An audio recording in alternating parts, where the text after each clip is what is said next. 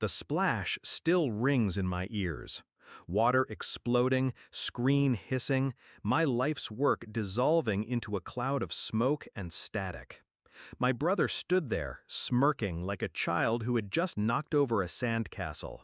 "Oh, sorry, I accidentally dropped your laptop in the pool." Accident. His word, not mine.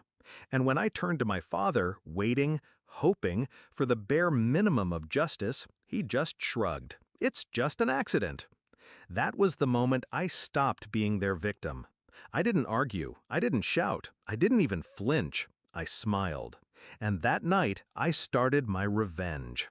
He'd asked me for $33,000, brazen, entitled. He said it like it was nothing, like my savings were just loose change in his pocket. When I refused, his mask slipped. "You'll regret this," he hissed. Hours later, my laptop sank beneath chlorinated water. It wasn't just a machine, it was my work, my contacts, my access. He knew that. He wanted me gutted. But he underestimated me. I'd always been the quiet one. Growing up, he was the golden child, the one who could crash Dad's car and still get praised for being adventurous, the one who could fail exams and get excuses, while my A's were expected. And me? I was the background, the helper, the fixer, the one who paid bills when Dad forgot, who cleaned up his hangovers, who patched holes my brother left behind. They thought my silence meant weakness, but silence is sharper than a knife if you know when to use it.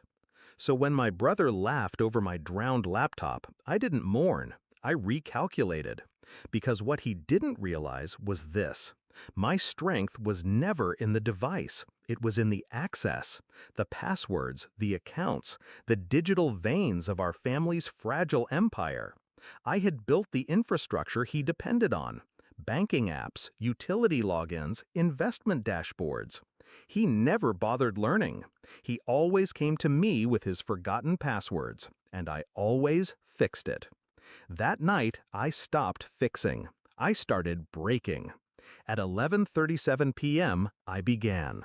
One call to the bank, another to the brokerage, a few subtle password resets. Nothing loud, nothing dramatic. Just quiet locks clicking into place. By 2:15 a.m., his accounts were frozen. His credit cards declined. The streaming subscriptions he lived on, gone. By 3 a.m., I rerouted the family trust notifications to my email. He'd wake to silence. By 4 a.m., I transferred my own savings, what was left after his sabotage, into a secure account he couldn't touch.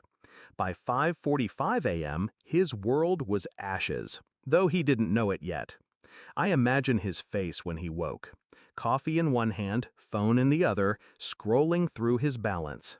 Zero. Again. Zero. Transaction failed. Login denied. And then the first wave of panic. The frantic calls to the bank, the long hold times, the dawning realization that the safety net was gone. Because for the first time in his life, he wasn't protected. I had stripped the armor away. He called me at 6:12 a.m. I let it ring out. Then again, and again. By the 10th call, I answered. His voice shook, anger wrapped in fear. "What the hell did you do?" I let him rant, shouted threats, wild accusations. I waited until his voice cracked. Then I spoke, calm as stone. "Accident," I said, and hung up. The fallout was swift. His credit plummeted. His landlord demanded rent he couldn't pay. His car was repossessed within weeks. Dad tried to step in, but his own accounts had been tied to mine for years. Without me, he was just as helpless.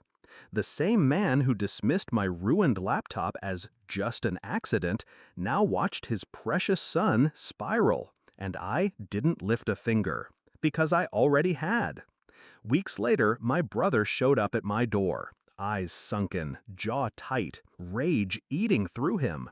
He tried to act tough, but desperation oozed through every syllable. "You have to fix this," he demanded. I looked him in the eye for the first time in years. No, I said.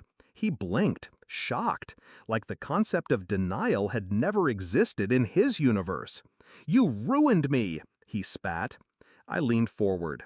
No, you ruined yourself the moment you thought I wouldn't fight back. I closed the door in his face. Now, when I walk past the pool, I think of that splash, the hiss of a laptop drowning, the smug smile on his face.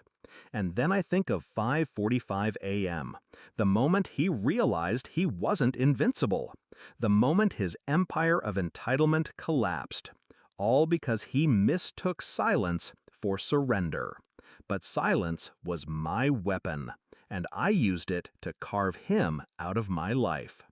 He thought he destroyed me with water, but I drowned him in his own greed. And that's the thing about revenge. It doesn't have to be loud. It just has to be permanent.